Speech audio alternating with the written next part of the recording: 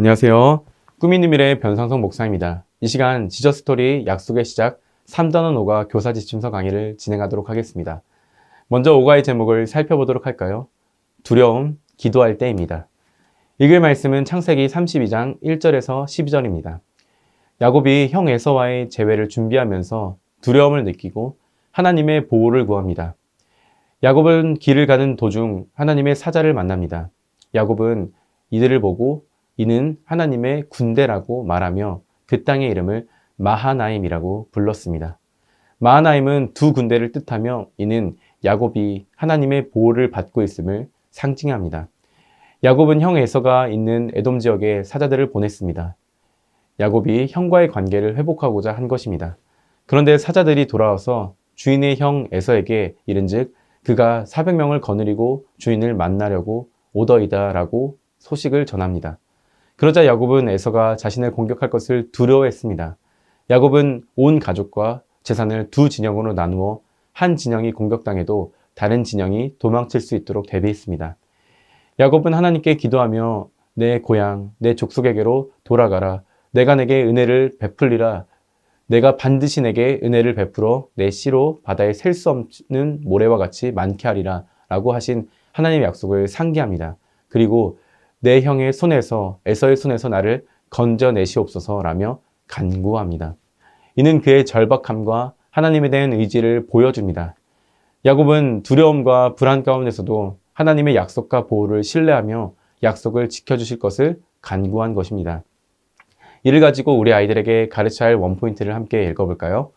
두려울 때 하나님께 간절히 기도해야 한다. 이어서 우리가 함께 외울 말씀을 다 같이 읽어보겠습니다.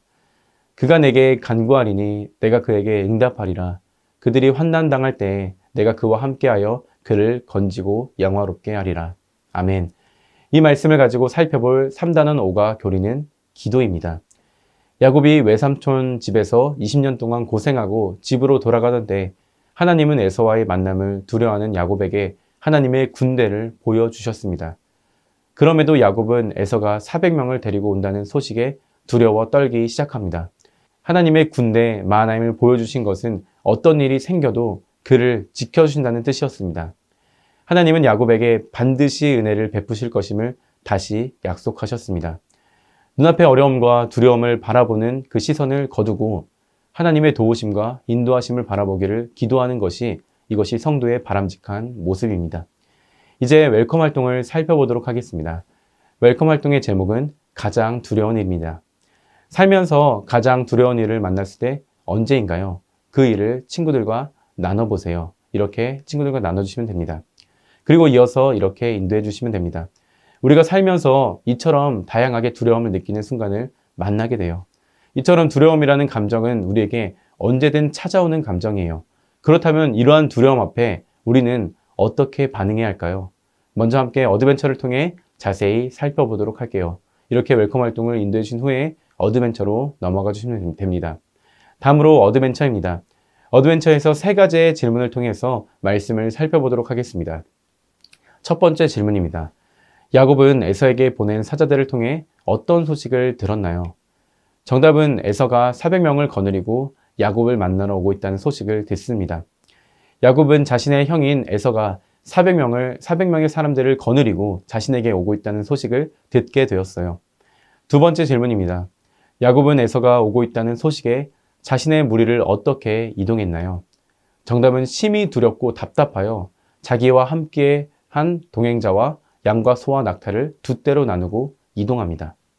야곱은 형이 온다는 소식에 무척 두려워서 자신의 무리를 두 떼로 나눠 이동합니다. 마지막 세 번째 질문입니다. 야곱은 두려운 상황 앞에서 누구에게 기도했나요? 정답은 하나님 여호와께 기도합니다. 야곱은 두려움 앞에 하나님 여호와께 기도했어요. 이 말씀을 가지고 밸류 질문을 이어서 할게요. 첫 번째 모두 질문입니다. 형 에서가 400명의 사람과 오고 있다는 소식을 들은 야곱의 마음은 어땠을까요? 에서만 오는 게 아닌 400명의 사람과 함께 온다는 소식을 듣고 야곱은 에서가 자신을 공격하기 위해 온다고 생각했을 거예요.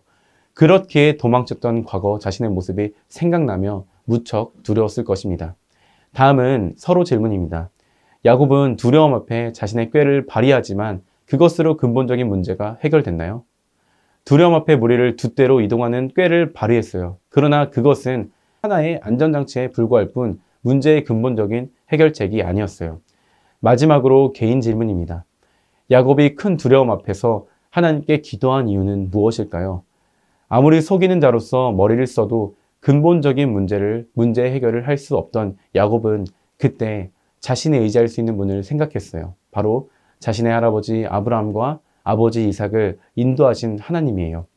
가장 절망적인 순간에 이 모든 문제를 해결하실 수 있는 능력의 하나님을 바라보았어요. 두려움 앞에서 우리의 마땅한 반응은 바로 하나님께 기도하는 것이에요. 이렇게 밸류 질문과 답을 정리하시면 됩니다. 이어서 어떻게 두려움 앞에서 기도하는 삶을 살 수 있을지 인커리지를 통해 알아보고 실천해 보도록 하겠습니다. 마지막 인커리지 활동입니다. 기도 미션이네요. 이렇게 인도해 주시면 됩니다. 두려운 상황 앞에 우리의 마땅한 반응은 기도하는 것이에요. 지금 내가 느끼는 두려운 상황이 있다면 적어보도록 할게요. 다 적었다면 이어서 이 두려운 문제를 하나님께 올리도록 할게요. 두려운 상황을 하나님께 맡기는 기도문을 적어보세요. 적은 기도문처럼 우리의 두려운 문제 앞에 하나님을 신뢰하고 하나님께 기도하는 한 주가 되길 소망해요. 그럼 기도하고 3단어 5가 공부를 마치도록 할게요. 그렇게 안내를 해주시면 됩니다.